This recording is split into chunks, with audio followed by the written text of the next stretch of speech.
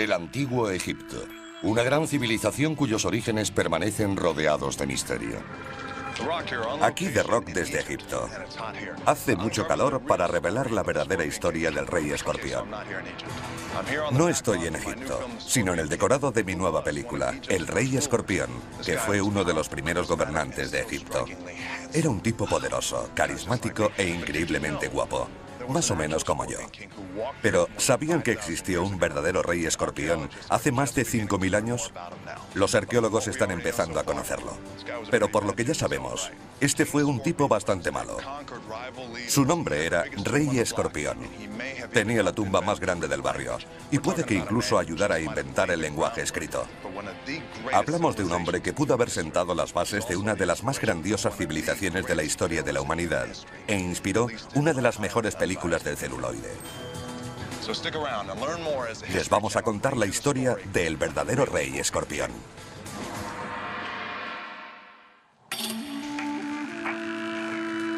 El verdadero Rey Escorpión. Primera parte. Egipto. El lugar de nacimiento de la civilización. Tierra de pirámides, momias, jeroglíficos, dioses con cabezas de animales y reyes poderosos. Los eruditos pensaban que sabían cómo había comenzado todo, pero estaban equivocados. Hoy los arqueólogos de todo el mundo viajan a los desiertos más desolados de Egipto, buscando pistas en la arena y enfrentándose a las criaturas más letales del mundo, intentando descubrir los orígenes de esta desconcertante tierra y la identidad de sus primeros faraones. Lo que están encontrando es toda una nueva dinastía y un misterioso rey desconocido. Su nombre inspiró una película de Hollywood, El Rey Escorpión. Pero las circunstancias de su vida son mucho más fascinantes que la ficción. El Rey Escorpión podría ser creador de la escritura, la religión, los ritos guerreros y edificios monumentales en una época que ni siquiera sabíamos que había existido. La búsqueda del verdadero Rey Escorpión es un viaje de 5000 años al nacimiento de la civilización egipcia.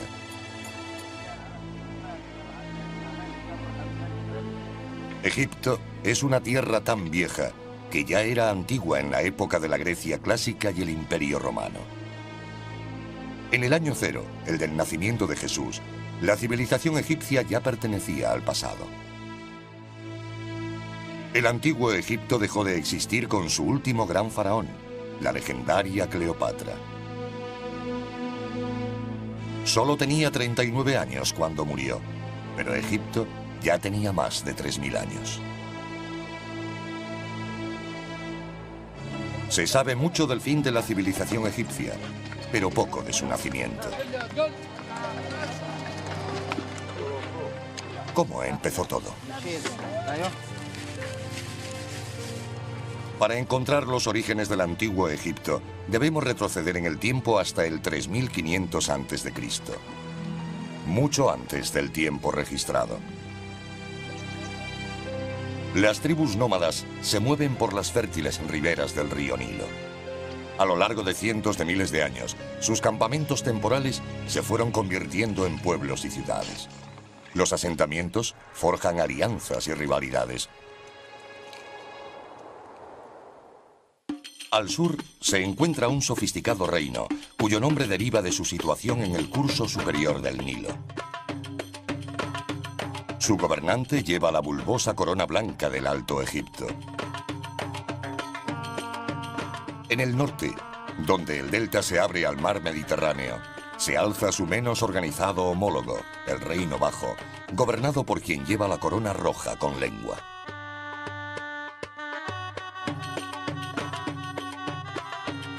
Egipto tal y como lo conocemos. Tierra de pirámides, esfinges, momias y faraones, nace cuando el primer rey une los reinos Alto y Bajo.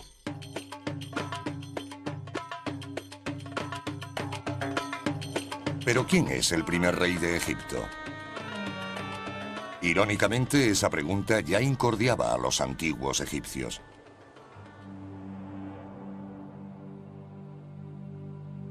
Para llevar la cuenta de sus gobernantes, los antiguos egipcios crearon la llamada Lista de Reyes, unos murales minuciosamente esculpidos en las paredes de los templos. Cada vez que un nuevo rey subía al trono, añadía su nombre a la lista, escribiéndolo dentro de un círculo llamado cartucho. Encima de cada nombre está el símbolo egipcio de la realeza, Horus, un halcón al que veneraban como un dios y que creían era el padre del primer rey humano de Egipto. Esta lista es una pista esencial en la búsqueda del primer soberano de Egipto. La lista de reyes era importante para los egipcios porque no tenían calendarios como los nuestros. Contaban el tiempo por el reinado de cada monarca, pero además la lista era importante porque el soberano necesitaba legitimar su reinado y si podía demostrar su ascendencia hasta el primerísimo rey Horus, aquello lo convertía en un gobernante poderoso.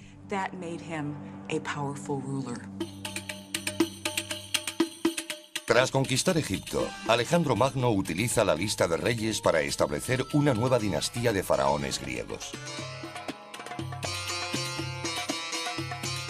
Los reyes tolemaicos, de los que Cleopatra es la última gobernante de importancia, legitiman su reinado como griegos, grabando sus nombres en la lista de reyes, colocándose en el linaje de los grandes faraones de Egipto. Pero los tolemaicos también utilizan la lista como calendario, una puerta al pasado de Egipto.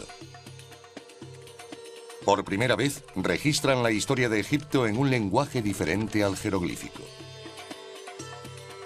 De hecho, son los griegos quienes llaman a la escultura egipcia jeroglíficos, que significa grabados sagrados. El libro más importante sobre Egipto, escrito en griego, es la Egiptiaca, de 3 volúmenes. En el siglo II a.C., uno de los reyes tolemaicos encargó a un sacerdote llamado Manetón que escribiera la historia de Egipto. En ella se remonta 30 dinastías hasta llegar a la fundada por un rey al que llamó Menes, el primer rey de la primera dinastía.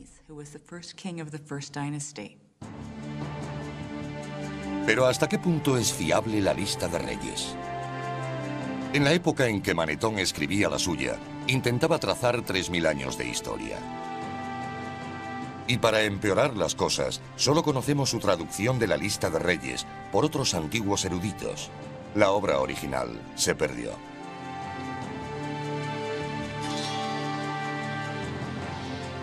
Con el auge de la cristiandad, en el siglo IV después de Cristo, la escritura sagrada egipcia fue prohibida como culto al diablo y pronto fue olvidada por completo.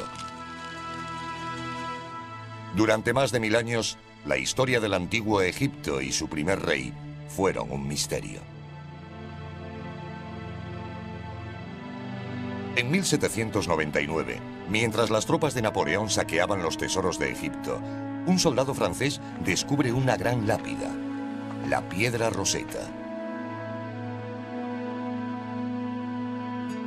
Estaba escrita en 3 idiomas: griego, demótico y egipcio antiguo.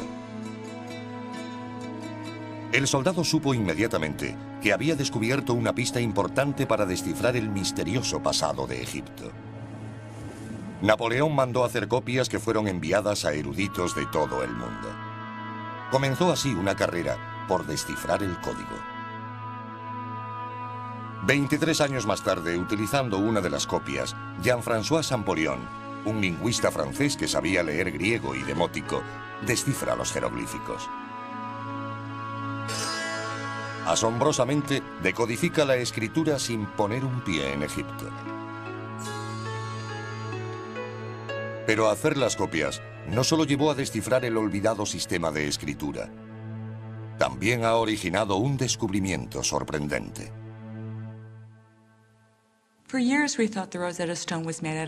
Durante años se pensó que la piedra Roseta era de basalto negro, pero recientemente ha cambiado de color y se ha vuelto gris y rosa.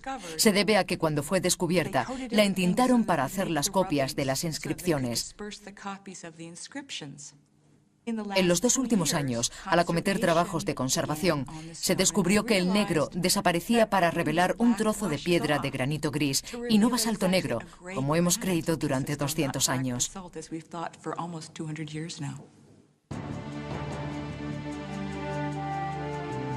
Negra o gris, la piedra Rosetta ha llevado a uno de los más importantes descubrimientos de todos los tiempos.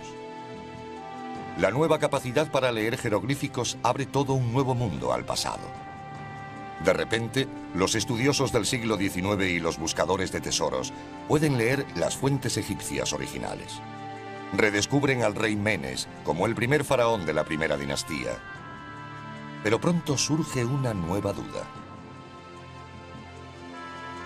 En 1898, 2 jóvenes egiptólogos desentierran una placa votiva que literalmente reescribe la historia egipcia. Se trata de uno de los documentos más importantes del antiguo Egipto. Es llamada Paleta de Narmer, por la figura central, el rey Narmer. Pero hay un problema. Narmer no está en la lista de reyes. Sin embargo, el simbolismo de la paleta sugiere que Narmer podría haber sido el responsable de la unificación del Alto y Bajo Egipto. Esto le convertiría en el primer rey de la primera dinastía. En una cara, el rey Narmer lleva la corona emplumada del Bajo Egipto, mientras examina una fila de prisioneros decapitados. En la otra, lleva la redondeada corona del Alto Egipto y blande una maza sobre un cautivo arrodillado.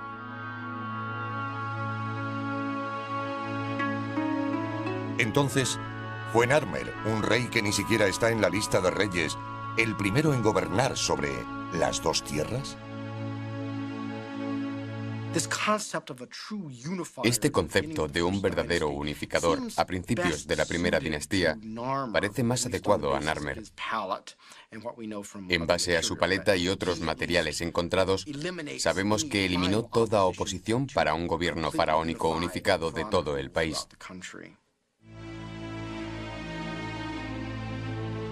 El simbolismo de la paleta de Narmer fue suficiente para convencer a los primeros egiptólogos de que él, y no Menes, fue el fundador del Egipto faraónico. La paleta da pie a toda una serie de preguntas. ¿Está equivocada la lista de reyes? ¿Habían olvidado los egipcios que esculpieron la lista real sus propios orígenes? ¿Hay más reyes antes de la época de Narmer?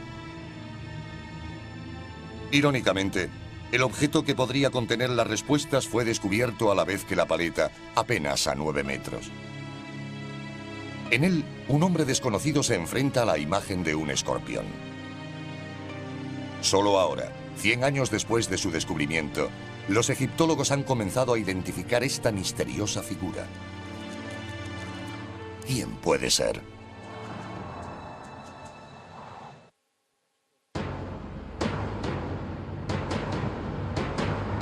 El misterioso objeto, con la imagen de un hombre y un escorpión, es la cabeza de una gran maza ritual. La maza, o garrote de combate, es uno de los símbolos más antiguos del poder real en el antiguo Egipto. A lo largo de 3000 años de historia, los reyes fueron representados haciendo pedazos los cráneos de sus enemigos con mazas. Las cabezas de las mazas usadas en combate tenían el tamaño aproximado de una pelota de béisbol, pero las rituales podían alcanzar el de un balón de baloncesto y pesar más de 9 kilos. La cabeza con la imagen del hombre y el escorpión es la más antigua jamás encontrada. ¿Podría ser la maza de otro rey desconocido? Solo ahora, más de un siglo después de su descubrimiento, los egiptólogos comienzan a entender su significado.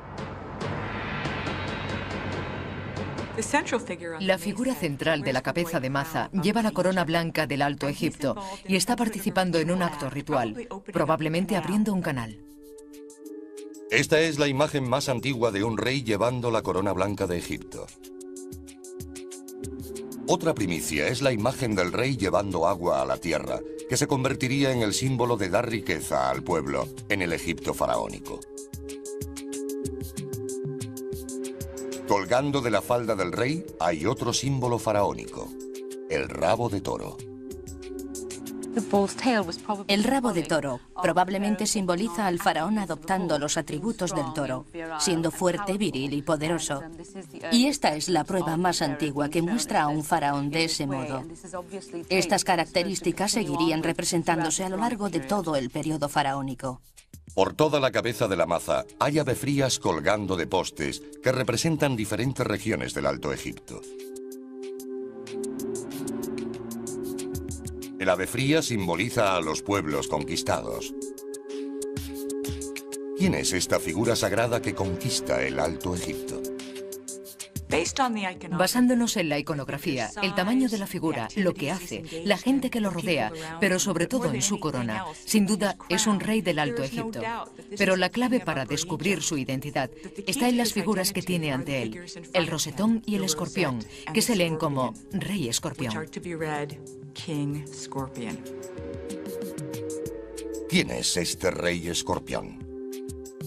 ¿Por qué, después de 5000 años, solo ahora comenzamos a saber algo de él? Al principio, algunos egiptólogos se negaban a creer que era real. Interpretaban el simbolismo como la prueba de un dios mítico. Después de todo, hay una tradición en la religión egipcia que se basa en combinar características de animales y humanos. Los dioses del antiguo Egipto frecuentemente son mostrados bien como animales, o mitad humanos y mitad animales. Quizás se deba a que en el panteón egipcio todos los dioses se tomaron del mundo natural. Cualquier cosa que vieran en la naturaleza contra la que necesitaran alguna protección, que utilizaran en su propio beneficio, o que necesitasen explicar, la convertían en una divinidad después de algún tiempo. Representado como mitad hombre, mitad chacal, el dios Anubis reinaba en el inframundo, presidiendo el arte de la momificación. El hipopótamo hembra adopta extremidades humanas para convertirse en Tauret, la diosa de la maternidad y el parto, protectora de mujeres y niños. Sobek, el dios cocodrilo, era el protector del faraón. Como animales sagrados, los cocodrilos eran criados y venerados en los templos y a menudo momificados después de la muerte. Pero los dioses no eran las únicas figuras que adoptaban atributos del mundo animal.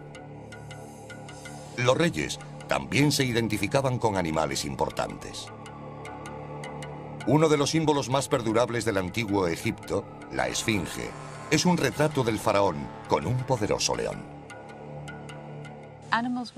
A menudo en el mundo antiguo los animales eran asociados con personas porque tenían animales totémicos que eran como sus mascotas, o bien eran el símbolo del clan o de un individuo en particular. ¿Cuáles son las características de un escorpión? ¿Y por qué un dios o un rey de Egipto se identificaría con los poderes de esta criatura?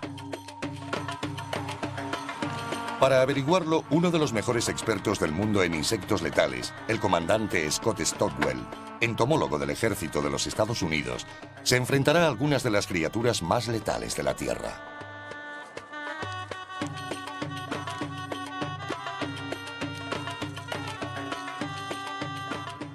Existen más de 1500 especies de escorpión con nombres como homicida del sur, emperador y cazador de la muerte.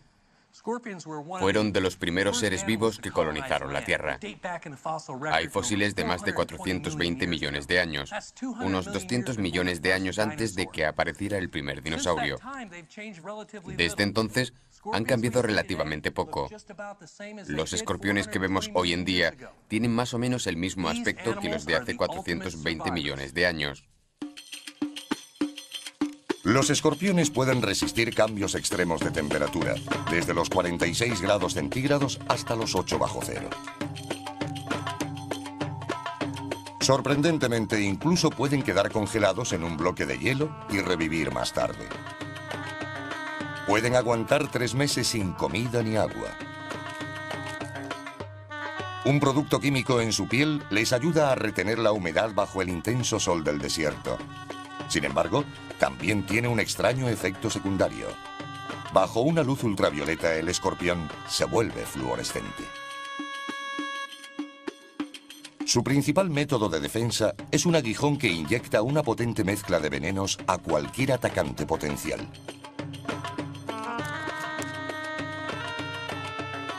De las 1500 especies conocidas, 20 pueden matar humanos y varias se encuentran solo en Egipto.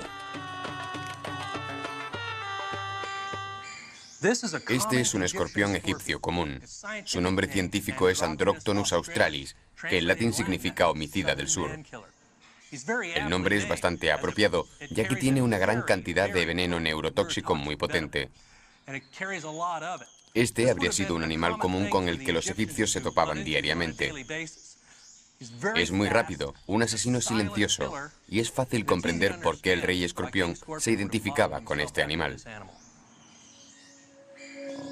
En la antigüedad, la gente perecía a menudo por la picadura de un escorpión. Pero si sobrevivían, durante unas horas se sentían a punto de morir. El dolor inmediato es parecido a golpearse el dedo con un martillo, o quizá como clavarse un hierro candente. Es muy desagradable y muy doloroso. Como los escorpiones inyectan un veneno neurotóxico en el sistema nervioso, la víctima puede sentir dolor por todo el cuerpo. Inmediatamente se siente dolor en las articulaciones, especialmente en los codos o en las axilas si pica en la mano, o en la ingle si lo hace en el pie. Puede sentirse una especie de hormigueo en el pecho, náuseas o salivación excesiva con un vapeo incontrolado. Algo desagradable para cualquiera. Estos son síntomas de una liberación excesiva de adrenalina, hormonas y presión sanguínea que provocan arritmia cardíaca y colapso circulatorio. Puede provocar que los pulmones se llenen de fluidos. En cualquier caso, el problema con el corazón o el encharcamiento de los pulmones puede causar la muerte, y así sucumbía la mayoría. Afortunadamente, hoy podemos llegar a un hospital y recibir un tratamiento para las picaduras de escorpión, así que no suelen verse muertes como las de antes. Pero sin duda en la antigüedad la picadura del escorpión era una sentencia de muerte. Su mortífero aguijón, la velocidad de su ataque y su capacidad para sobrevivir en condiciones extremas son las características naturales del escorpión. Basándonos en la antigua tradición egipcia de combinar animales y hombres, el rey escorpión fácilmente podría ser un dios mitológico o un rey real. ¿Qué fue en realidad? ¿Una deidad egipcia o un hombre de carne y hueso? Una forma de demostrar que fue real es encontrar su tumba. Pero en el vasto desierto egipcio, ¿por dónde se empieza a buscar un enterramiento de hace 5000 años que quizá ni siquiera exista?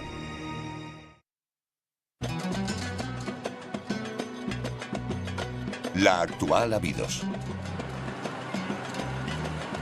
Situado a 480 kilómetros al sur del Cairo, la mayoría de turistas nunca esperarían que este remoto pueblo fuese una vez la ciudad más importante del antiguo Egipto.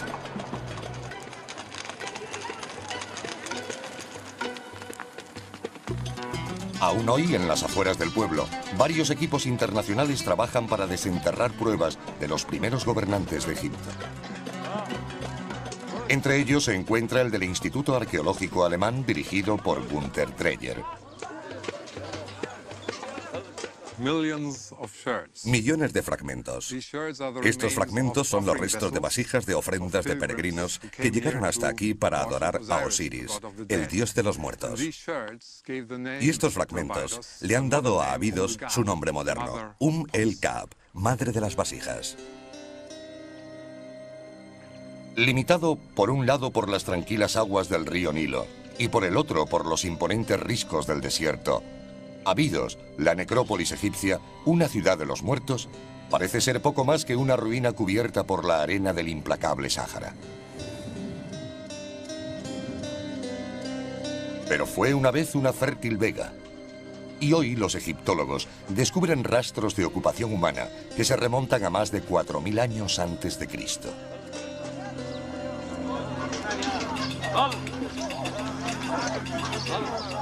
Abidos era antigua incluso para los primeros egipcios. Ya en el 2000 a.C., lejanos antepasados de estos trabajadores llevaban a cabo algunas de las primeras excavaciones arqueológicas de la historia. Igual que hoy, los antiguos egipcios tamizaron la arena en busca de pruebas de los reyes fundadores y los restos de dioses ancestrales.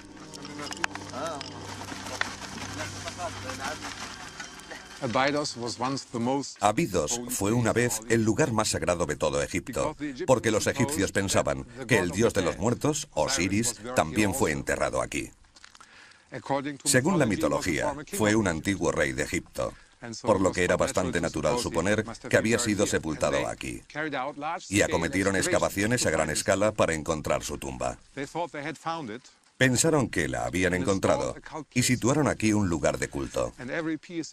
Todo egipcio devoto intentaba venir para hacer una ofrenda a Osiris. Y aquí podemos ver los restos de todas esas ofrendas, millones de fragmentos de vasijas. Más de 4.000 años de vasijas rotas. Vasijas hasta donde alcanza la vista. Cada fragmento representa una ofrenda de buen vino o aceite importado, traído por gente corriente que buscaba una vida segura después de la muerte.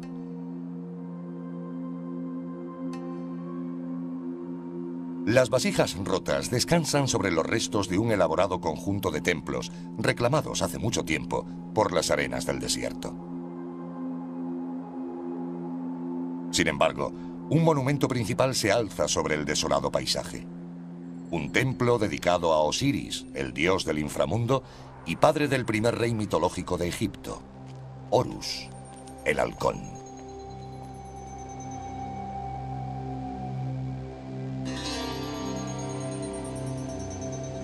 El templo de Osiris se compone de más de una docena de santuarios y altares. Los murales, algunos de los mejores de todo Egipto, celebran la relación de los reyes terrenales con los fundadores mitológicos.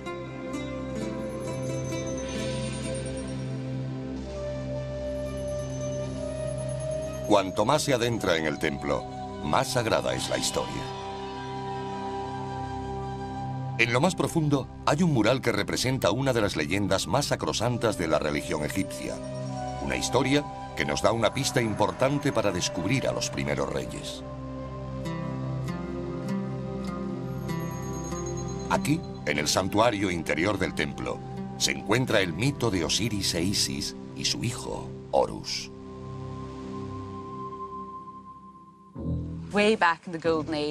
Hace mucho tiempo, en la Edad Dorada, cuando los dioses gobernaban Egipto, reinaba el dios Osiris, que estaba casado con su hermana Isis.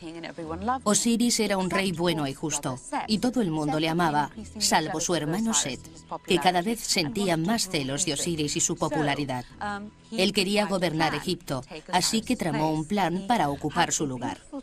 Ordenó que le hicieran un arca decorada con piedras semipreciosas del tamaño exacto de Osiris. Entonces, Set dio un gran banquete e invitó a todo el mundo.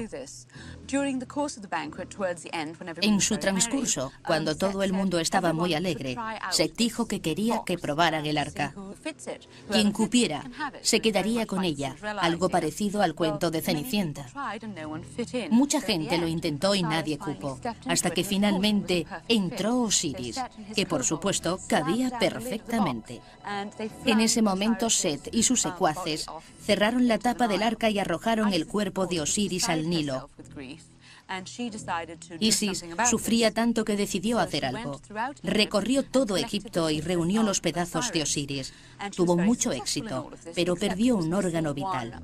Al tener tantos conocimientos de magia, pudo crearlo de barro y así reanimar a Osiris, que enseguida revivió. Entonces, ella misma se convirtió en un milano real y copuló con Osiris para más tarde dar a luz a Horus, que acabó convirtiéndose en el faraón de Egipto. Son Horus y su padre Osiris, los fundadores mitológicos de Egipto, quienes dan a Abidos su significado sagrado. Asombrosamente, la búsqueda de tesoros y dioses mitológicos al final llevó a los arqueólogos al descubrimiento de los primeros reyes reales de Egipto. Una de las primeras excavaciones en Abidos tuvo lugar en 1895. Cavaron en 160 tumbas en 4 días. Afirmaron haber encontrado la verdadera tumba de Osiris. Mostraron una calavera que aseguraron era del dios y se marcharon. Más tarde, un inglés, Sir Flinders Petrie, llegó al lugar. Aunque rechazaba la idea de que Osiris hubiera sido enterrado aquí, sospechaba que Abidos pudiera contener las tumbas de los primeros reyes de Egipto. Pero, ¿cómo demostrarlo? Petrie pensó que la abundancia de fragmentos de vasija podría dar una pista. Petrie utilizó los diferentes tipos de alfarería que se usaban en el Egipto prehistórico como una herramienta para crear una cronología relativa de este periodo, del que no existe constancia escrita. Observando cómo aparecían estos diferentes tipos de vasijas en los grupos de tumbas que excavaba, fue capaz de establecer una secuencia del desarrollo en alfarería que posteriormente dividió en 49 etapas numeradas. Petrie fue el primer egiptólogo que asoció las pruebas materiales, la alfarería de las tumbas y las propias tumbas a la lista de reyes. Comparando su cronología de cerámica con la lista de reyes del antiguo Egipto, Petrie confirmó que estos eran los sepulcros de los reyes de la primera dinastía. Los situó en las últimas etapas de su línea cronológica, de la 31 a la 49. Sospechaba que en alguna parte de Abidos podían encontrarse las tumbas de reyes incluso anteriores a los de la lista.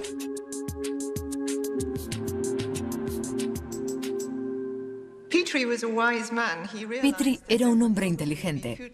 Se dio cuenta de que probablemente serían futuras investigaciones en la prehistoria egipcia, así que dejó las etapas del 1 al 30 en blanco para posteriores estudios que nos revelarían datos sobre periodos anteriores de la prehistoria de Egipto. Aquí, en una zona de Abidos, previamente pasada por alto, Gunther Dreyer recoge literalmente los pedazos de donde Petrie los dejó. Busca esas primeras tumbas de reyes anteriores a la primera dinastía, las tumbas de la dinastía Cero.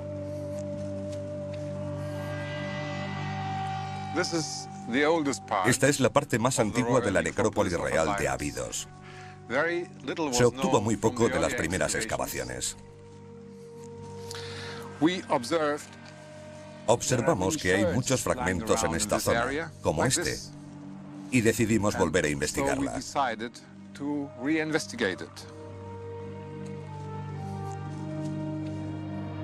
Mientras examinan el paisaje lleno de fragmentos de vasijas, descubren depresiones en el suelo que a menudo indican la existencia de tumbas subterráneas.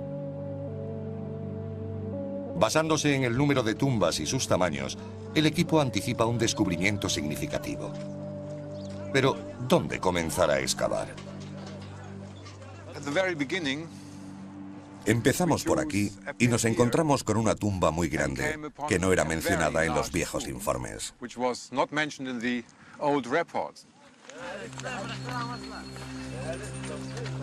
Comienzan a cavar.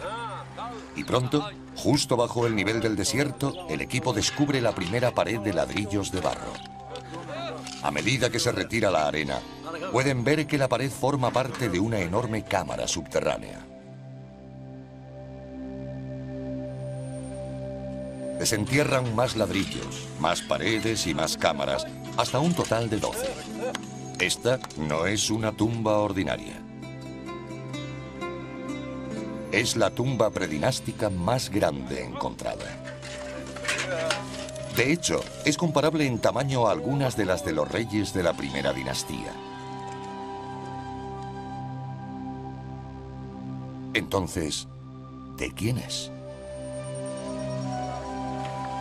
Por desgracia, probablemente en la antigüedad, la tumba había sido saqueada. Falta la momia.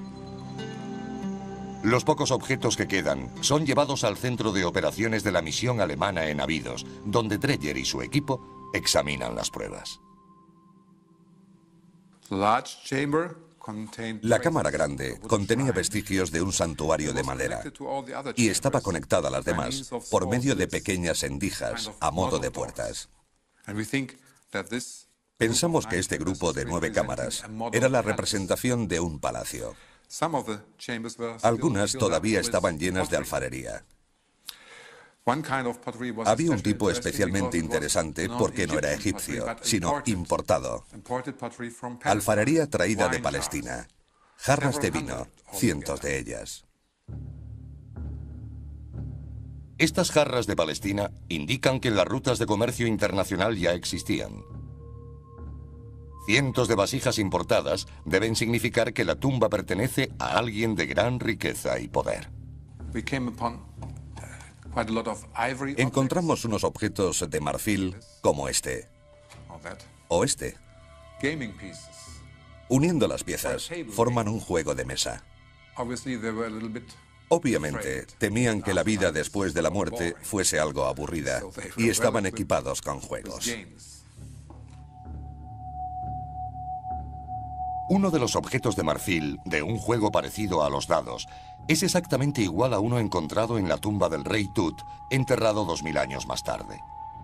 Dreyer sospecha que, de hecho, esta es la tumba de un rey desconocido de Egipto. Finalmente, encuentra el símbolo definitivo del poder real. Dentro de la cámara grande encontramos en la esquina un cetro de marfil que nos indica que sin duda esta era una tumba real. El cetro, con forma de un bastón de pastor, se convertirá en un símbolo de poder faraónico durante los siguientes 3000 años. Mediante la prueba del carbono 14, Dreyer determina que este es el cetro intacto más antiguo jamás encontrado en Egipto. Con el antiguo cetro en mano, Dreyer cree haber descubierto a un rey anterior al tiempo de los reyes. ¿Cuál es su nombre? Descubrimos muchos fragmentos de alfarería, algunos completos, con inscripciones en tinta. Y los más importantes son aquellos en los que aparece la imagen de un escorpión.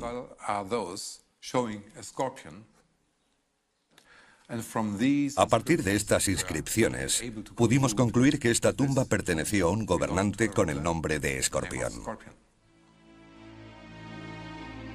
Es real. Hay un rey escorpión. Ningún dios mitológico tiene una tumba terrenal. El descubrimiento de la tumba del rey escorpión es una prueba irrefutable de que él gobernó el Alto Egipto como rey hace más de 5000 años.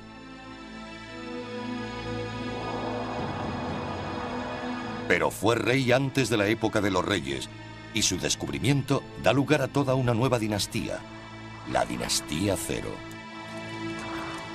¿Quién es el rey escorpión?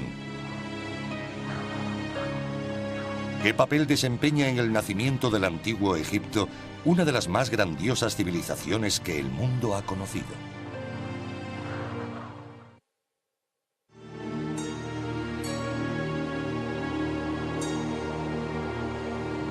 Las características de la tumba del rey escorpión sientan las bases para los enterramientos de todos los faraones durante el resto de la historia egipcia. Escorpión fue el que inició lo que se convirtió en una práctica dinástica. Y en su enterramiento, que tiene más de 5000 años, incluyó una reproducción de su propio palacio. Así creaba una casa para su alma que sería eterna. Aunque simple en estructura, es fácil ver cómo, por primera vez, la tumba del rey escorpión crea un plan arquitectónico para alcanzar la otra vida. Imita el palacio en el que vivía para acoger su cuerpo tras la muerte. Acabada, la tumba es cubierta con arena con forma del montículo primigenio del que, según la religión egipcia, fue creado el mundo. Además de su significado espiritual, la tumba también fue diseñada para proporcionar al rey todos los bienes materiales que necesitaría en la otra vida. Escorpión, probablemente un rey muy importante según el tamaño de su tumba, fue enterrado con gran solemnidad, rodeado de muchos objetos funerarios. Por supuesto, hoy quedan muy pocos, porque fueron robados en la antigüedad. Damos por supuesto que la mayoría de los faraones tenían comida, bebida, jarras con aceites y ungüentos, y mucho oro y piedras semipreciosas. El único rey del que tenemos una idea aproximada de lo que tenía en su enterramiento fue Tutankamón. Su tumba no había sido saqueada, así que nos hacemos una idea de la riqueza, del gran número de objetos y oro depositados junto a un faraón. Cada generación de reyes llevará más allá el concepto y el diseño básico del rey escorpión. Y a lo largo de los siglos, los enterramientos reales evolucionarán hasta las pirámides. Durante 500 años se inhuma en Abidos a los sucesores del rey escorpión. Y el equipo de Günther Dreyer está abriendo todas las tumbas una por una. Este enterramiento ha sido excavado totalmente y parcialmente restaurado. Hay una escalera que baja hasta la cámara mortuoria. Ahora está cubierta de arena. Es la tumba más elaborada de la primera dinastía, la tumba del rey Den. Aunque la tumba del rey Den fue construida 300 años después de la muerte de la del rey escorpión, comparte la misma estructura básica. Un gran foso cuadrado cavado en el suelo, rodeado de muros de ladrillos de barro. Aquí había otra puerta cerrando la entrada. Y ahora pasamos a la cámara mortuoria.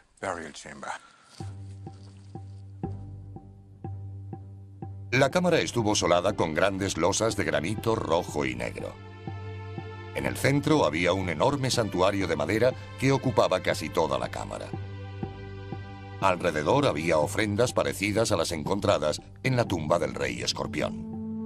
En principio, esta cámara mortuoria es igual a la de Escorpión. Un gran foso revestido de ladrillo. Pero aquí tiene un espesor de 4 metros. El techo se construyó con grandes vigas de madera de cedro, probablemente importadas del Líbano. Por encima del techo, como en la tumba de Escorpión, había un montículo de arena representando al montículo primigenio. Pero este estaba recubierto de ladrillos de barro, creando una plataforma larga y baja con forma de banco, conocido como mastaba, la palabra árabe para banco. 500 años después de Escorpión, el faraón de la segunda dinastía, Kasekemui, construiría la más grande y última tumba de Abidos. Pero Kasekemui añade una importante innovación al montículo de Escorpión. Construye una mastaba en piedra. En principio, es lo mismo. Un foso revestido de ladrillo. Pero aquí, por primera vez, la cámara mortuoria real está construida entera en piedra. Kasekemui agrega algo más que simplemente tamaño y piedra a la arquitectura de Escorpión para la otra vida. Un componente completamente nuevo. A menos de 1 kilómetro de su tumba, hay otra estructura monumental funeraria construida por Kasekemui. Cuando los egiptólogos la descubrieron, no estaban seguros de qué era. Algunos pensaron que era una fortaleza.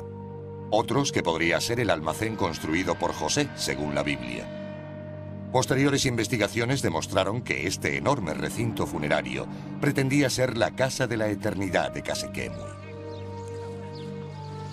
Está construida con ladrillos de barro similares a los utilizados en la tumba del rey Escorpión. De hecho, hoy se sigue utilizando la misma fórmula. Se mezcla tierra, paja y agua. Se le da forma y se seca al sol. Los trabajadores de Kasekemui hicieron millones de ladrillos de barro y los transportaron a 1,5 kilómetros para construir las paredes del recinto de 10 metros de altura y 5 de grosor. Hoy, el recinto funerario de Kasekemui es la estructura de ladrillo de barro más grande del mundo. Ciertamente, El monumento causa honda impresión al hombre que literalmente añade el siguiente paso a la arquitectura para la otra vida del rey escorpión: Imhotep, el arquitecto de la primera pirámide de Egipto.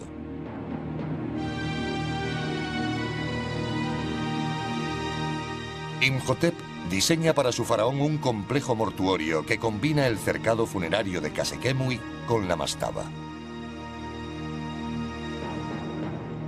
Pero Imhotep da 2 pasos más.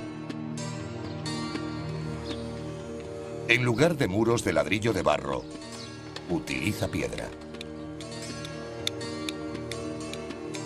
Y en lugar de construir una sola mastaba, las apila.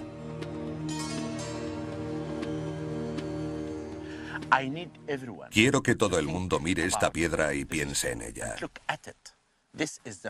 Esta es la primera piedra utilizada en cualquier construcción de la historia. Esta es la pirámide escalonada. La pirámide escalonada cambia la imagen de Egipto para siempre. Ayudados por 5.000 años de erosión, los arqueólogos han descubierto cómo evoluciona la pirámide escalonada desde la sencilla tumba del rey escorpión. Imhotep comienza con el simple banco o mastaba. Luego le da un acabado de caliza blanca, quizá porque originalmente nunca pensó en construir algo más alto. Pero entonces decide apilar una mastaba de piedra sobre otra hasta alcanzar 6 niveles.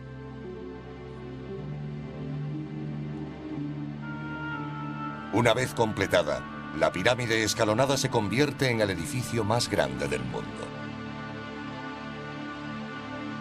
En el corazón de esta colosal estructura está la misma creencia que inspiró la tumba del rey escorpión. A lo largo de esta evolución, las construcciones, desde la mastaba de Abidos hasta las grandes pirámides de Giza, han estado destinadas al enterramiento de los reyes para la otra vida.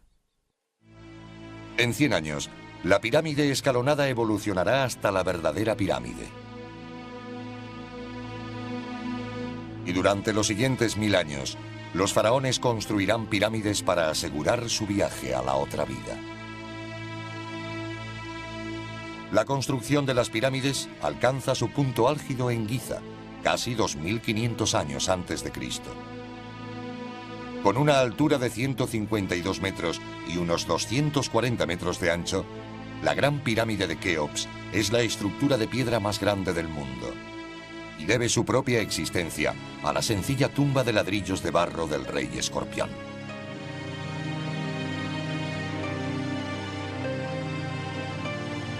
Pero la arquitectura del rey escorpión para la otra vida no fue su única contribución a la grandeza de Egipto. Un descubrimiento en el suelo de su cámara mortuoria podría ser aún más monumental que las grandiosas pirámides.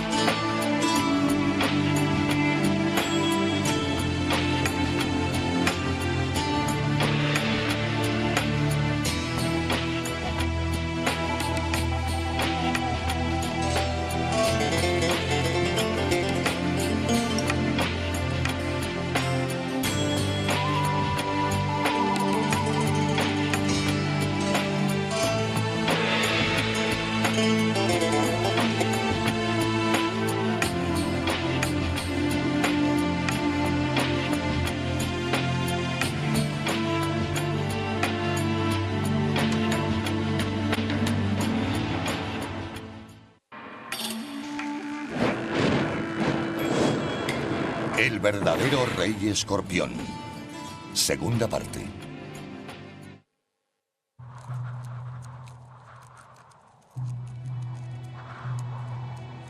Lo que Gunther Dreyer y su equipo encontraron en el suelo de la tumba del rey escorpión cabe perfectamente en una caja de zapatos.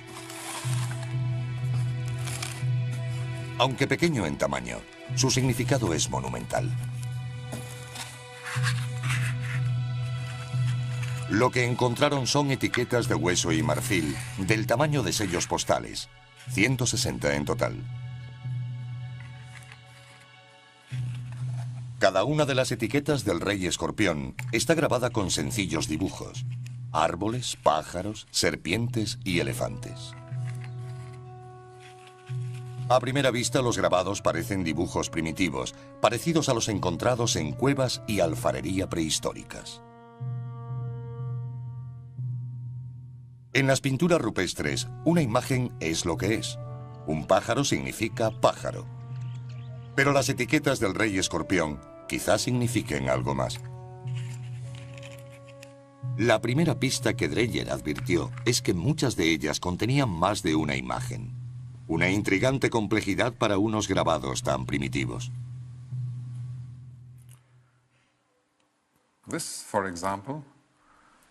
Esto, por ejemplo, muestra a un elefante en las montañas y un árbol. Esta muestra un árbol y un animal parecido a un perro o un chacal. Primero, Dreyer trató de interpretar las etiquetas como grupos de dibujos, pero no les encontró sentido. Entonces se preguntó, ¿y si estos grabados no son simplemente dibujos, sino más bien símbolos?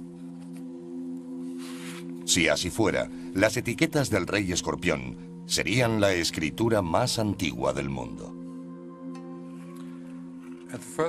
A primera vista, no sabíamos para qué fueron hechas, pero algunos de los signos nos recordaban a los jeroglíficos. Los estudiamos con más cuidado, intentando averiguar si se trataba de escritura o no. Dreyer comenzó su investigación fechando las etiquetas mediante el proceso del carbono 14. Pero los resultados no fueron los que esperaba. Las etiquetas del rey escorpión databan en torno al 3250 a.C., más de 200 años antes del nacimiento estimado de la escritura. Se cree que surgió alrededor del 3000 a.C. en Mesopotamia, en el actual Irak. Conocida como cuneiforme, esta caligrafía con forma de cuña fue creada presionando varillas o cañas en arcilla fresca. Las pruebas sugieren que el alfabeto cuneiforme evolucionó a partir de un sencillo sistema de numeración. Los estudiosos han creído durante mucho tiempo que los mesopotámicos introdujeron su sistema de escritura en Egipto a través del comercio. Así, a principios de la primera dinastía, alrededor del 3000 a.C., los egipcios transformaron la escritura mesopotámica en jeroglíficos. Pero si las sospechas de Dreyer sobre las etiquetas del rey escorpión son correctas, desmiente completamente la teoría actualizada aceptada sobre los orígenes de la escritura. Significaría que la escritura egipcia se creó de forma independiente de la de Mesopotamia. El descubrimiento implicaría que esa escritura, quizá el invento más importante del mundo, se originó antes en Egipto. Pero, ¿cómo probarlo? Para considerarlo un verdadero sistema de escritura, cada dibujo debe significar más de lo que representa. Una serpiente debe ser más que una serpiente. Debe representar un valor fonético. En otras palabras, una serpiente debe representar una letra del alfabeto. Usando jeroglíficos egipcios como guía, Dreyer intenta leer las etiquetas de escorpión fonéticamente. Esta muestra a un elefante en las montañas. Si empleamos el valor fonético de jeroglíficos similares, el elefante se leería como Ab y las montañas como Yu. Juntos serían Ab-Yu, que es el nombre de Abidos. Así, estos grabados pueden leerse como una temprana escritura jeroglífica. Tal y como Dreyer había esperado, el elefante y las montañas funcionan como letras del alfabeto.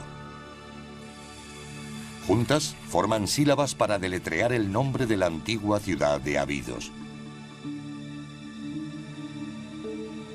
Pero, ¿funcionará con otras etiquetas?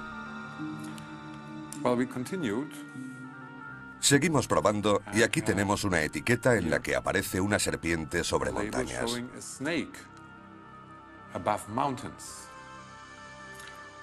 En la escritura jeroglífica, el valor fonético de la serpiente es ya. Las montañas, como hemos visto antes, se leen como yu. Al lado hay un signo que nos recuerda al que significa noche. Un horizonte con un rayo. Su valor fonético sería Garech. Así que podemos leer Yu Garech, montañas de la oscuridad. Dreyer se dio cuenta de que el signo para montañas, Yu, aparece en varias etiquetas. Hay otras en las que aparece el mismo grupo, formado por una serpiente encima de las montañas. Pero al lado no está el signo para oscuridad, sino un pájaro. El valor fonético de este pájaro es Yag, que significa luz del sol, por lo que en conjunto se leerían montañas de la luz del sol.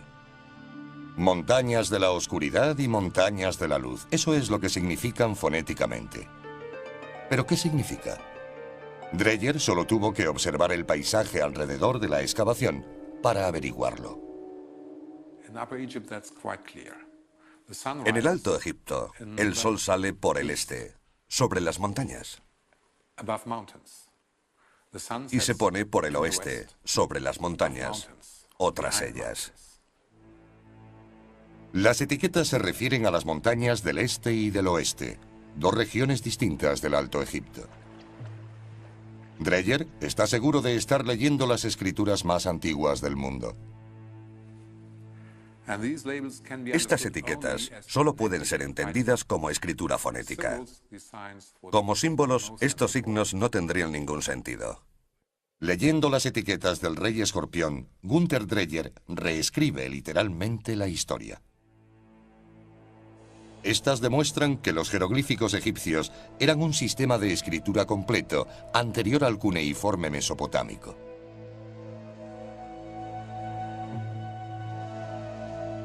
Pero hay otro aspecto intrigante sobre el nacimiento de la escritura en Egipto. La falta de pruebas de un sistema de escritura anterior, más primitivo, sugiere que no fue una evolución. Ya que la escritura aparece repentinamente en la época del rey escorpión, fue quizá una invención por encargo.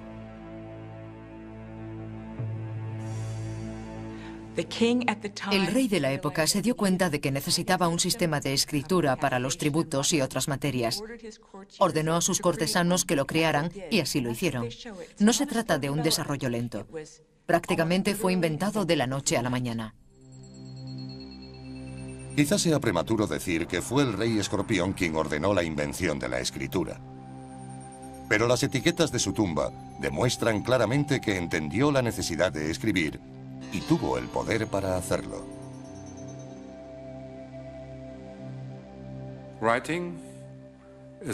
La escritura es una invención muy importante porque transmite información.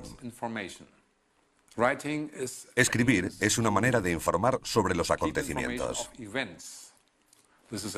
Se trata de un desarrollo tardío, pero supone el paso de la prehistoria a la historia. ¿Tendría la historia en mente el rey escorpión si de hecho fue él quien ordenó la invención de la escritura? Quizás no lo sabremos nunca, pero la lectura de las etiquetas y su contexto arqueológico facilitan una pista de su utilización. Dreyer encontró las etiquetas en el suelo de la tumba y debido a que muchas de ellas tienen pequeños agujeros, cree que estaban fijadas a cajas de madera, piezas de lino y jarras de aceite, entregadas como pago al rey por las ciudades que gobernaba. Las etiquetas son básicamente recibos de impuestos pagados. ¿Qué es lo más importante de gobernar? Cobrar impuestos. Uno tiene que controlar quién ha pagado, quién ha enviado qué. Con pequeñas cantidades es fácil, pero cuando la cifra es mayor, la cosa se complica. Tuvieron que inventar y desarrollar un sistema para guardar información, y ese fue la escritura. En las manos del rey escorpión, la escritura se convierte en una herramienta para acumular riqueza y poder. Pero con esa riqueza y poder vienen las rivalidades, y el rey debe utilizar al ejército para proteger su reino y sentar las bases para la unificación de todo Egipto.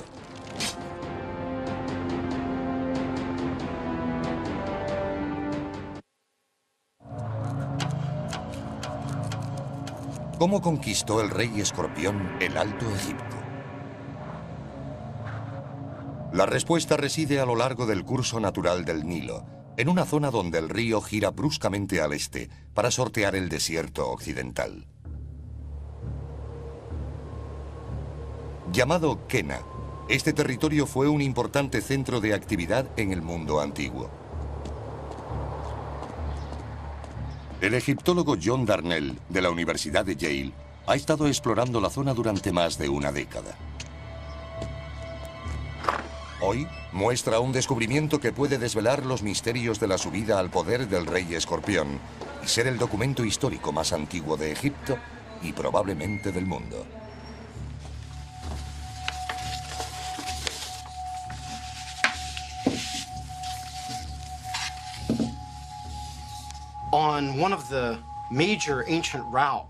En una de las principales rutas antiguas de comunicación de Kena con el desierto occidental, en una posición bastante estratégica, un paso entre Abidos al norte y Hieracómpolis al sur, hicimos un descubrimiento bastante importante en un lugar al que llamamos Jebel Yauti, una inscripción protodinástica que llamamos el retablo de Escorpión.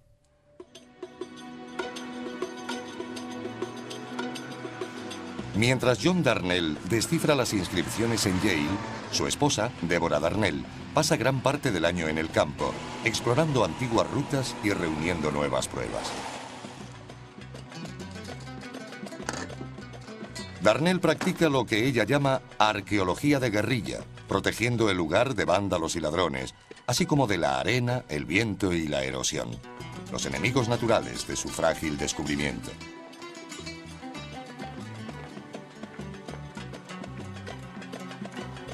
Hoy regresa para buscar más información del retablo de Escorpión.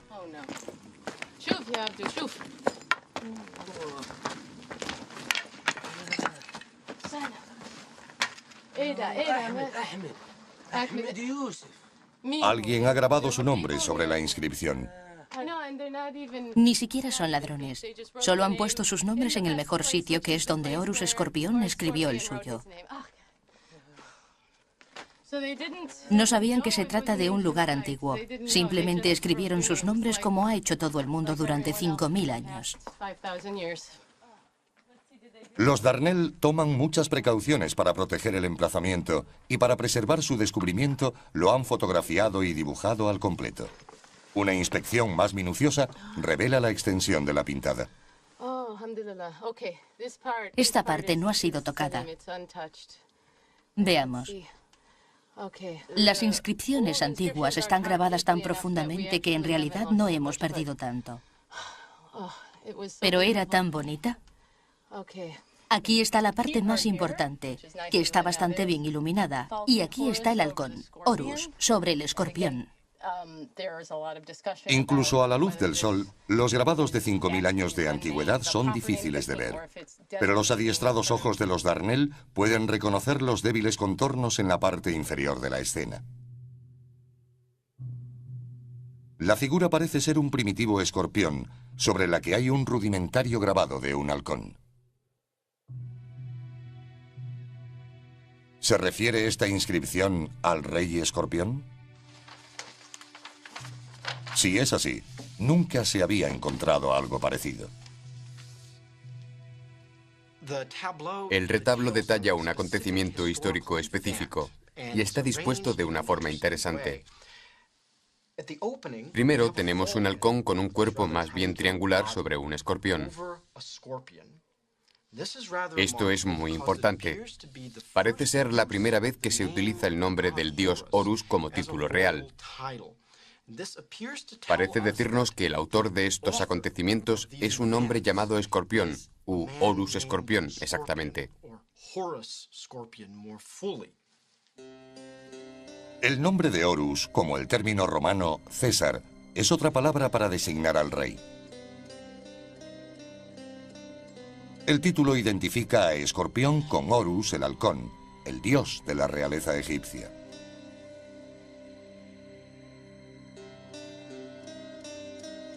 Los soberanos posteriores tendrían hasta 5 nombres reales que simbolizaban sus muchos poderes. Pero el nombre de Horus seguirá siendo utilizado por todos los monarcas en los siguientes 3000 años. Notablemente, el rey Escorpión es el primero en la historia egipcia que usa el título de Horus. Trabajando en la inscripción, Darnell busca más pistas sobre el rey Escorpión. Participa en una procesión. Lo sabemos porque hay un emblema aquí que indica que se trata de una procesión religiosa. Aparece un hombre vestido con una prenda envolvente, quien probablemente es una especie de oficiante con un largo bastón. Esta misma figura religiosa, una especie de sacerdote, puede ser encontrada en muchos objetos importantes de la historia del antiguo Egipto, incluyendo la paleta de Narmer. Siguiendo al sacerdote, hay otra escena familiar. Es seguido por 2 grupos independientes, que son casi tan importantes como su primer uso del título de Horus. Porque lo que vemos es a un prisionero atado con el pelo alborotado detrás de él, maniatado como un pájaro, sujeto por una cuerda que sostiene esta gran figura de aquí, en el extremo izquierdo del retablo. Este hombre sostiene con la otra mano lo que parece ser una maza. Una maza con cabeza de pera que blande sobre la cabeza del prisionero atado.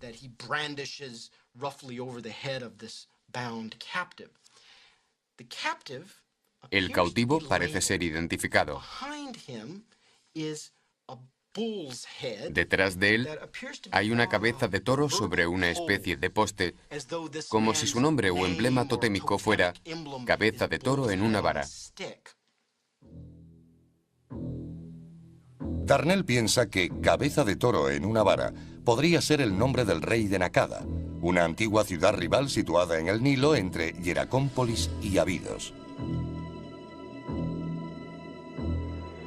¿Y quién es el conquistador del rey de Nakada? El hombre que lo controla y que, por consiguiente, protagoniza la escena, no es otro que el gobernante, blandiendo su maza con la que despacha a los enemigos. Horus Escorpión. Aunque de naturaleza primitiva, el grabado muestra una imagen de poder muy importante. El rey esgrimiendo la maza sobre un cautivo. Destinada a convertirse en prototipo para reyes posteriores, la misma escena aparecerá en objetos y paredes de templos durante el resto de la historia egipcia. Pero la imagen del retablo de Escorpión es la escena de violencia más antigua que puede ser asociada a un acontecimiento histórico específico. El significado es claro. Todo el acontecimiento recibe un sello protojeroglífico. Una cigüeña con una cría de serpiente bajo el pico, que significa victoria. El retablo de Escorpión, aunque primitivo, podría ser la inspiración para la paleta de Narmer, esculpida 200 años después. Sus temas principales son idénticos. El rey vencedor golpea la cabeza de su rival y lo celebra con una procesión de victoria. La mayoría de los egiptólogos creen que la escena de la paleta de Narmer representa un acontecimiento histórico real. ¿Podría suceder lo mismo con el retablo de Escorpión?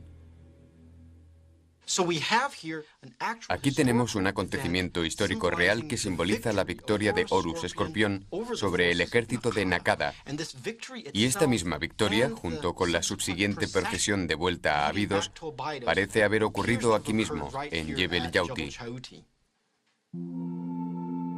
Si Darnell está en lo cierto, el cuadro de Escorpión podría ser el primer documento histórico conocido de suma importancia.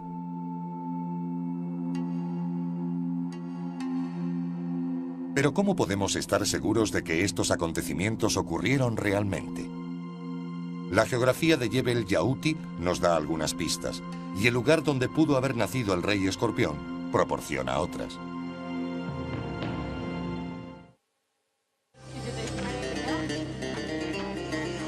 Jebel Yauti, el lugar donde el rey Escorpión grabó su retablo de victoria, está situado a medio camino entre Abidos, que queda al norte, e Hieracómpolis, al sur. Pero Jebel Yauti está más cerca de un tercer centro principal del Alto Egipto, Nakada. Aquí, en Nakada, convergen las más importantes rutas comerciales.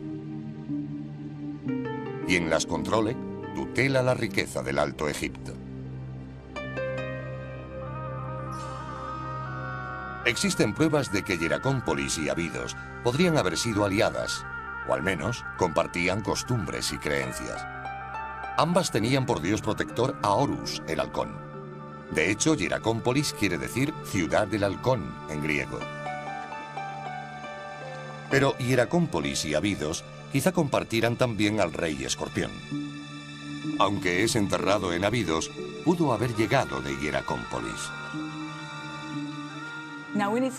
En su apogeo, alrededor del 3500 a.C., Hieracómpolis fue la ciudad más grande de Egipto, la mayor a lo largo del Nilo. Tenía todo lo necesario para ser una gran ciudad: casas, zonas administrativas, zonas industriales, vertederos de basura, cementerios, tenía de todo. Y este tipo de complejidad nos sugiere que debió existir un gobierno central muy fuerte en la ciudad. De hecho, sabemos que había muchos habitantes ricos aquí. Quizá fueran las familias de los reyes.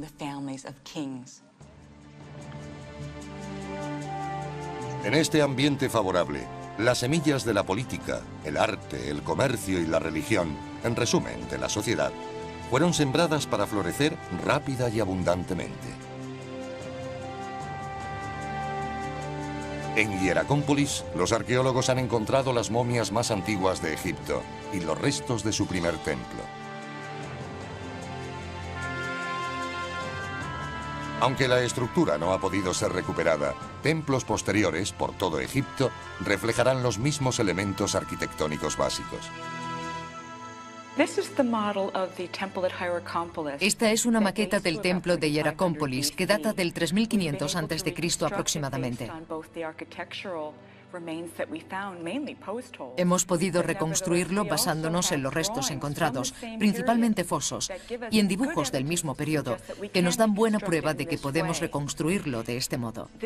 Este tipo de arquitectura continuó usándose a lo largo de toda la historia egipcia y se convirtió en modelo para los lugares sagrados en los templos.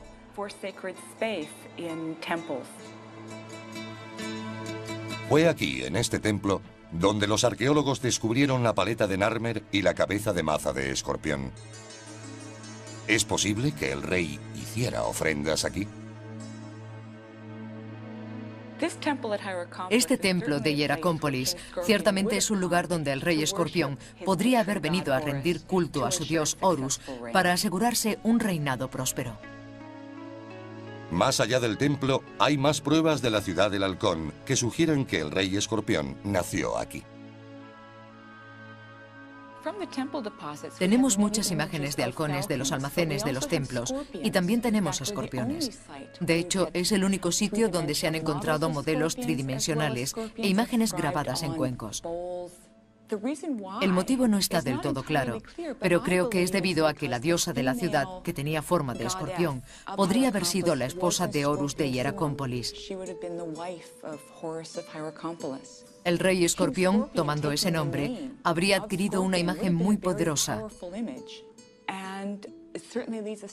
lo cual nos lleva a creer que probablemente nació en Hieracómpolis. ¿Pero vivió el rey escorpión realmente en Hieracómpolis? Hasta ahora no se ha encontrado ninguna prueba concluyente. Lo que se han encontrado son los restos de un palacio real. Hasta ahora, los arqueólogos confiaban en las tumbas o palacios para la otra vida, para hacerse una idea de dónde vivían los reyes. Pero ahora, basándose en las tumbas, el arte y los pequeños restos, los arqueólogos pueden construir un modelo del único palacio para vivir de este periodo egipcio jamás descubierto.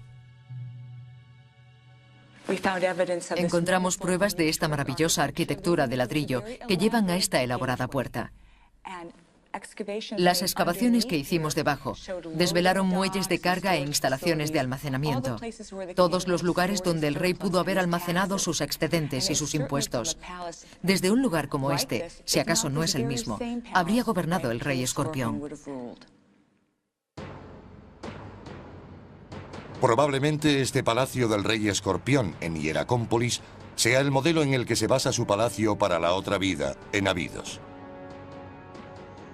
Con lazos tanto en Hieracómpolis como en Abidos, el rey escorpión habría sido el hombre adecuado, en la época adecuada, para dirigir a una fuerza unificada contra los ejércitos de Nakada.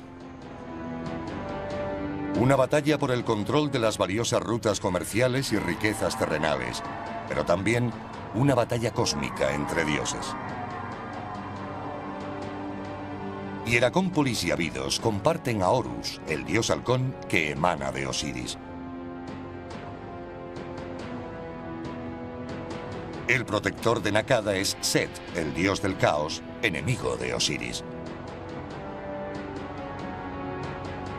Hieracómpolis y Abidos tienen poderosos líderes mostrados en escenas de sus reyes presidiendo procesiones ceremoniales.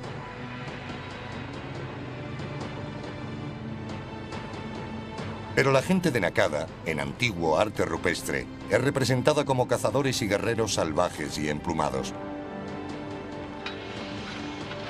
Lo que se produce es un enfrentamiento clásico entre las fuerzas del orden y las del caos.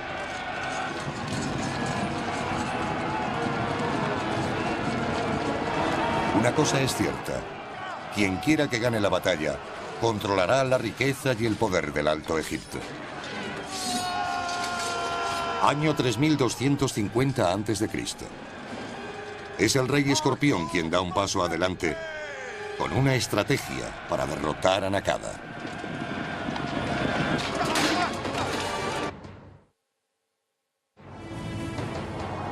¿Cuál es la estrategia del rey escorpión para derrotar a Nakada?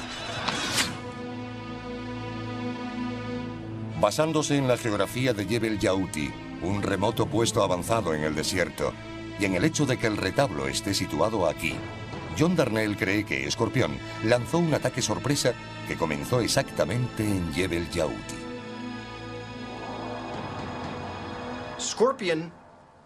La elección de Escorpión de atacar por el desierto se basaba casi con seguridad en el elemento sorpresa. Nakada tiene un gran ejército en el Valle de Nilo y podría haber esperado que si Abidos atacaba, Escorpión llegara por el Nilo desde el norte. Pero este no se acerca a Nakada por el Nilo. En lugar de eso, conduce a sus tropas a través del desierto y se esconde detrás de Jebel Yauti. El Jebel, o montaña, es uno de los únicos lugares por el que las tropas pueden subir o bajar de la altiplanicie del desierto. Este paso en el desierto es conocido como la Puerta Estrecha. Y detrás de esta puerta, el rey Escorpión espera con su ejército. Escorpión intenta lanzar su ataque por la parte posterior de Nakada, llegando a través del desierto. Probablemente también sabe que Nakada tiene un importante puesto avanzado en el desierto, al oeste de la propia ciudad. Escorpión puede atacar por el desierto y evitar cualquier contacto con los ejércitos del Valle de Nilo de Nakada. Escogiendo la ruta de Jebel Yauti, también puede bajar desde el desierto al sur del puesto avanzado de Nakada. Entonces, dirigiéndose rápidamente hacia el norte, un pequeño ejército de Escorpión procedente de Abidos Aislaría a las fuerzas de Nakada en el Nilo de las del puesto avanzado en el desierto, logrando por consiguiente una victoria rápida y relativamente incruenta sobre Nakada. La conquista de Nakada es una ocasión trascendental. Sería la primera vez que todo el Alto Egipto estuviera gobernado por un solo rey. Para festejarlo, Escorpión desfila con el capturado gobernante de Nakada, de regreso a Abidos, y celebra la ocasión ordenando grabar el retablo. Con él, el rey Escorpión también podría haber inventado la historia.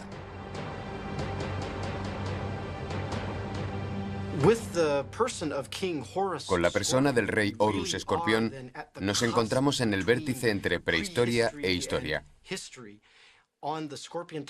El propio retablo y numerosos elementos de su tumba, en Abidos, muestran el nacimiento de la escritura jeroglífica.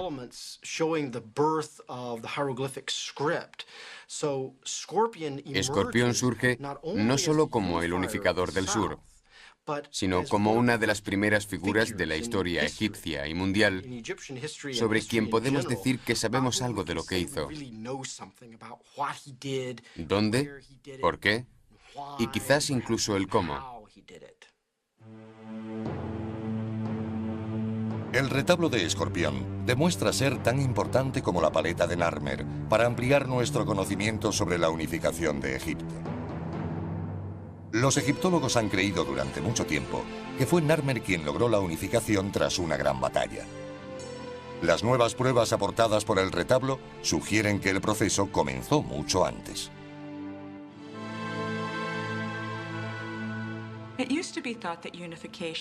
Solía pensarse en la unificación como un acontecimiento único. Simplemente fue una gran guerra y al final el vencedor se convirtió en rey del Alto y Bajo Egipto. Hoy en día está claro que la unificación fue un proceso largo y elaborado que implicó muchos combates, pero también diplomacia, comercio, transferencias tecnológicas, etc.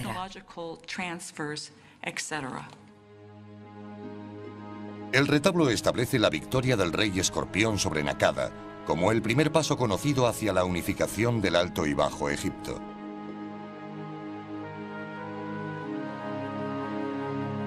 Y en muchos sentidos, la consolidación del Alto Egipto pudiera ser el acontecimiento crucial para la creación final de un Egipto unificado, faraónico.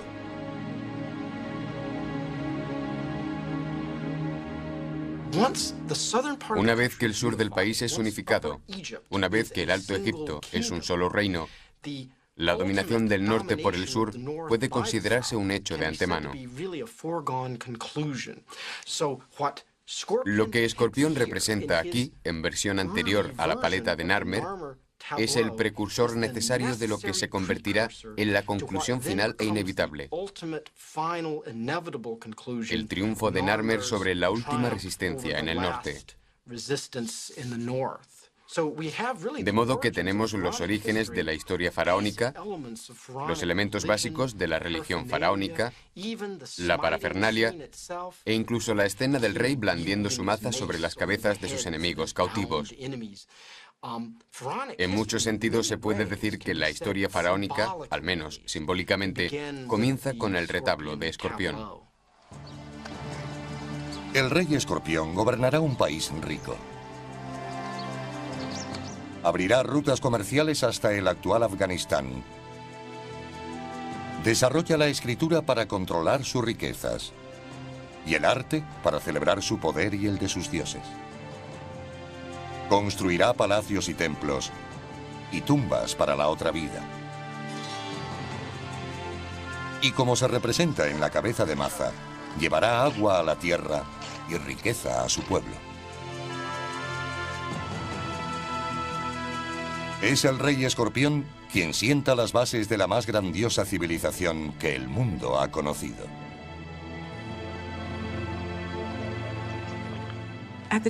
En la época del rey Escorpión ya estaban presentes todos los elementos básicos de la civilización egipcia. Había escritura, había arquitectura monumental, Existía una creencia en la otra vida.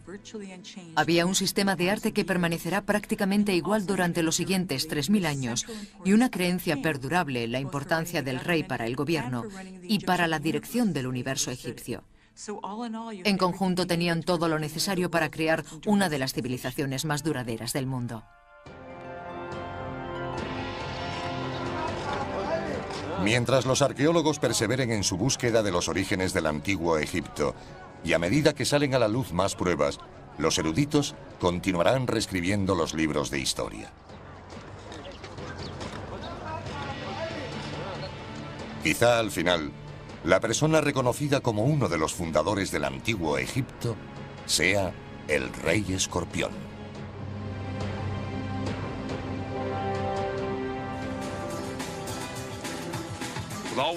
Con todo lo que hemos aprendido del Rey Escorpión, apenas rascamos la superficie. Los arqueólogos siguen ensamblando la historia de todo el periodo predinástico. Hay al menos otras 10 tumbas reales aún por excavar en Abidos. Con tanto por descubrir de todos los gobernantes anteriores o posteriores, ni siquiera estamos seguros de que existiera un único Rey Escorpión.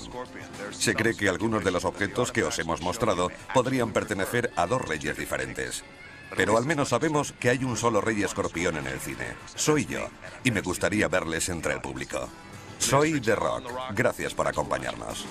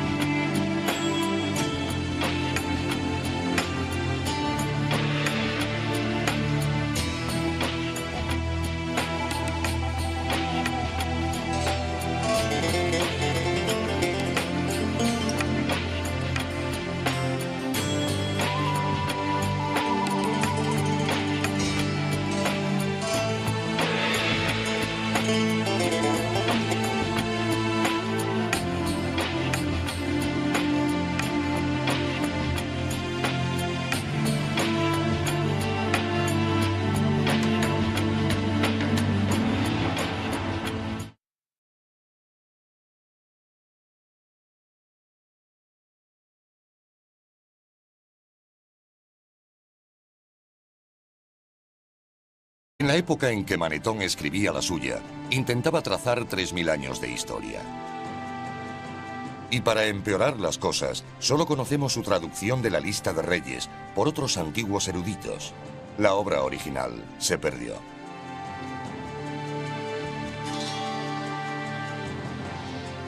Con el auge de la cristiandad, en el siglo IV después de Cristo, la escritura sagrada egipcia fue prohibida como culto al diablo, y pronto fue olvidada por completo. Durante más de 1000 años, la historia del antiguo Egipto y su primer rey fueron un misterio.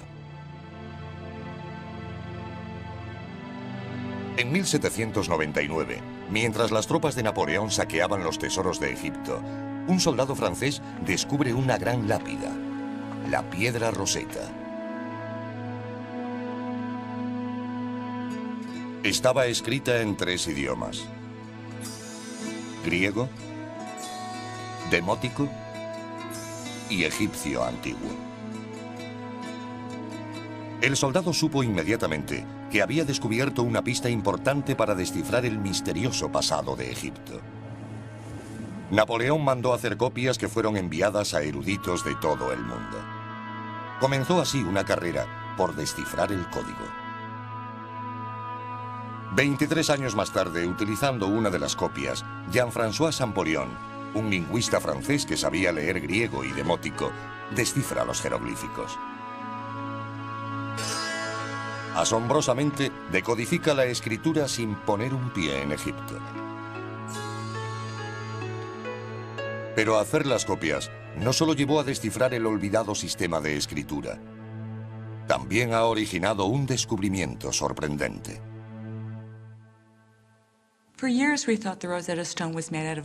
Durante años se pensó que la piedra Rosetta era de basalto negro, pero recientemente ha cambiado de color y se ha vuelto gris y rosa.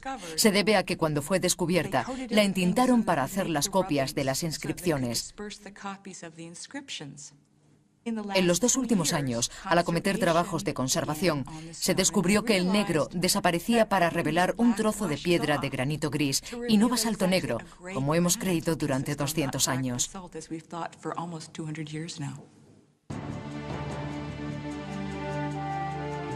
Los antiguos egipcios crearon la llamada Lista de Reyes, unos murales minuciosamente esculpidos en las paredes de los templos. Cada vez que un nuevo rey subía al trono, añadía su nombre a la lista, escribiéndolo dentro de un círculo llamado cartucho. Encima de cada nombre está el símbolo egipcio de la realeza, Horus, un halcón al que veneraban como un dios y que creían era el padre del primer rey humano de Egipto. Esta lista es una pista esencial en la búsqueda del primer soberano de Egipto.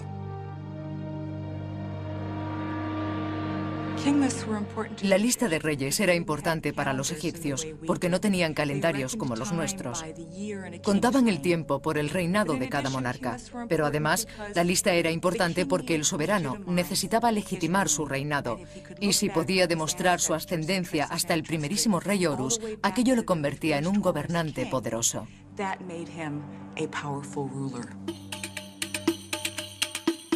Tras conquistar Egipto, Alejandro Magno utiliza la lista de reyes para establecer una nueva dinastía de faraones griegos. Los reyes tolemaicos, de los que Cleopatra es la última gobernante de importancia, legitiman su reinado como griegos, grabando sus nombres en la lista de reyes, colocándose en el linaje de los grandes faraones de Egipto.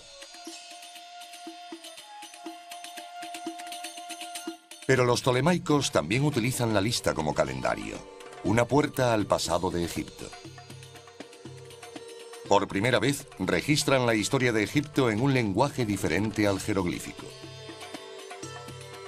De hecho, son los griegos quienes llaman a la escultura egipcia jeroglíficos, que significa grabados sagrados. El libro más importante sobre Egipto, escrito en griego, es la Egiptiaca, de 3 volúmenes. En el siglo II a.C., uno de los reyes tolemaicos encargó a un sacerdote llamado Manetón que escribiera la historia de Egipto. En ella se remonta 30 dinastías hasta llegar a la fundada por un rey al que llamó Menes, el primer rey de la primera dinastía. Pero ¿hasta qué punto es fiable la lista de reyes?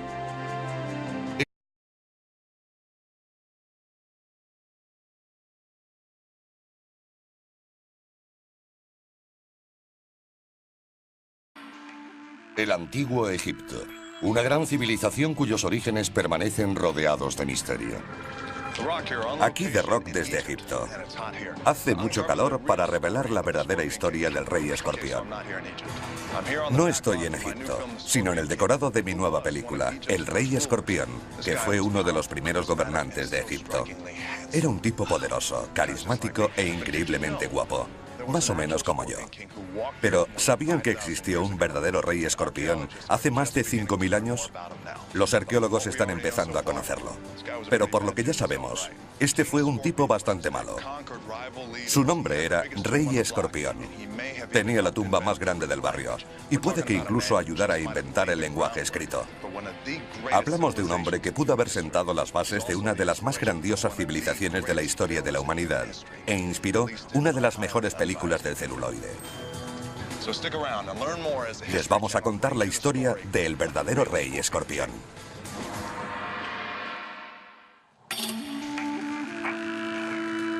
El verdadero Rey Escorpión.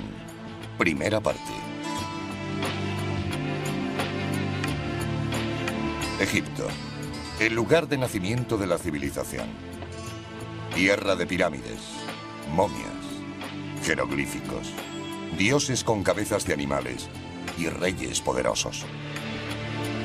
Los eruditos pensaban que sabían cómo había comenzado todo, pero estaban equivocados.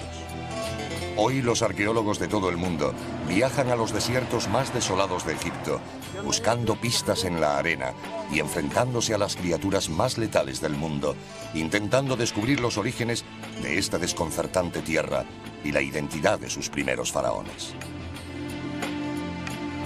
Lo que están encontrando es toda una nueva dinastía y un misterioso rey desconocido. Su nombre inspiró una película de Hollywood, El Rey Escorpión.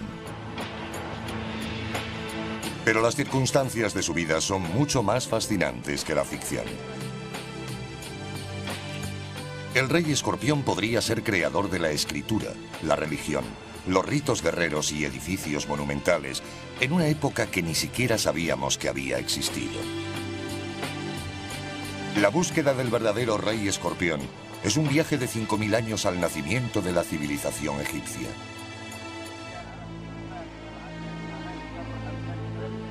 Egipto es una tierra tan vieja que ya era antigua en la época de la Grecia clásica y el Imperio Romano.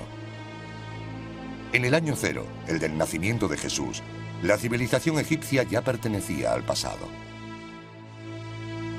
El antiguo Egipto dejó de existir con su último gran faraón, la legendaria Cleopatra. Solo tenía 39 años cuando murió, pero Egipto ya tenía más de 3000 años. Se sabe mucho del fin de la civilización egipcia, pero poco de su nacimiento. ¿Cómo empezó todo? Para encontrar los orígenes del antiguo Egipto, debemos retroceder en el tiempo hasta el 3500 a.C., mucho antes del tiempo registrado. Las tribus nómadas se mueven por las fértiles riberas del río Nilo. A lo largo de cientos de miles de años, sus campamentos temporales se fueron convirtiendo en pueblos y ciudades. Los asentamientos forjan alianzas y rivalidades. Al sur se encuentra un sofisticado reino, cuyo nombre deriva de su situación en el curso superior del Nilo. Su gobernante lleva la bulbosa corona blanca del Alto Egipto. En el norte, donde el delta se abre al mar Mediterráneo, se alza su menos organizado homólogo, el Reino Bajo, gobernado por quien lleva la corona roja con lengua.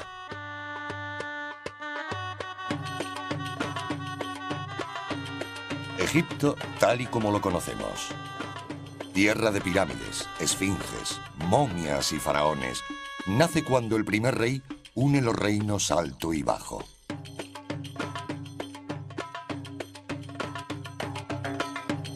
¿Pero quién es el primer rey de Egipto? Irónicamente, esa pregunta ya incordiaba a los antiguos egipcios.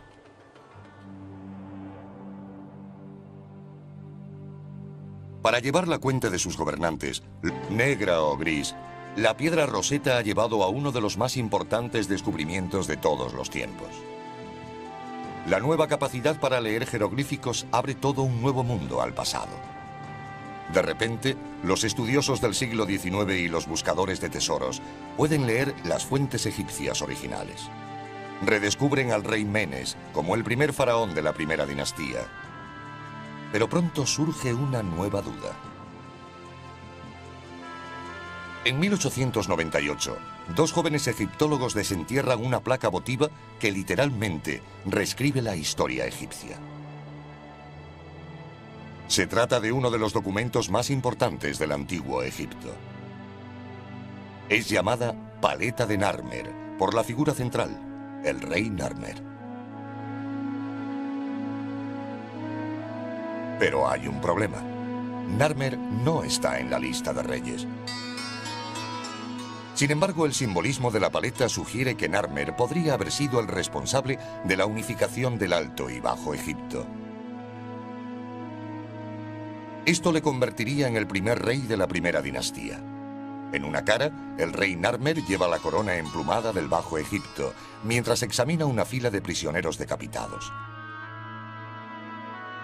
En la otra, lleva la redondeada corona del Alto Egipto y blande una maza sobre un cautivo arrodillado.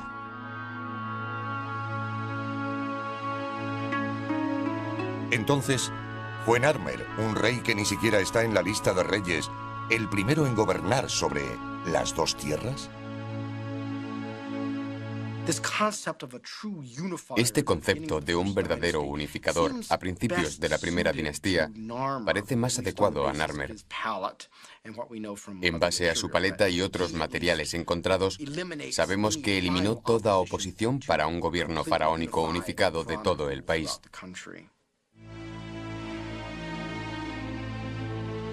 El simbolismo de la paleta de Narmer fue suficiente para convencer a los primeros egiptólogos de que él, y no Menes, fue el fundador del Egipto faraónico.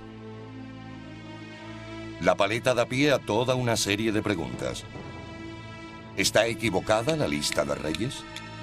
¿Habían olvidado los egipcios que esculpieron la lista real sus propios orígenes? ¿Hay más reyes antes de la época de Narmer?